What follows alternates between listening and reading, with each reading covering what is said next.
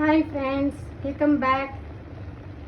ஒரு கடாயில் 3 தக்காளியும், ஒரு அரை வெங்காயம், 2 பூண்டு, 3 வரமிளகா, கொஞ்சம் மல்லித்தலை எல்லாத்தையும் போட்டு வேக வைக்கிறேன். இப்போ ஒரு சட்னி ஒன்று பண்ண போகிறோம் பஜ்ஜிக்கு. இது நல்லா வெந்தோடனே இதை எடுத்துட்டு ஆற வச்சு இது கூட கொஞ்சமாக பீனட் போட்டுட்டு கொஞ்சம் மிளகு உப்பு போட்டு அரைக்க போகிறோம். கொஞ்சம் காஷ்மீரி ரெட் சில்லி கொஞ்சம் போட்டுக்கோங்க. இது எப்படி செய்யணும்னு நான் காட்டுறேன். இது நல்லா வேகணுன்னே வதக்கியாச்சு, வதக்கி ஆற வச்சுட்டேன்.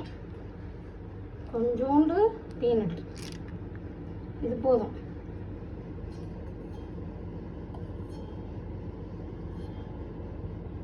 கொஞ்சம் பெப்பர்,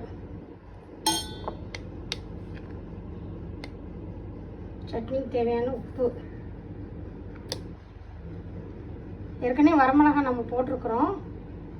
கொஞ்சமாக காஷ்மீரி ரெட் சில்லி. இது எல்லாத்தையும் அரைச்சி எடுத்துக்கலாம்.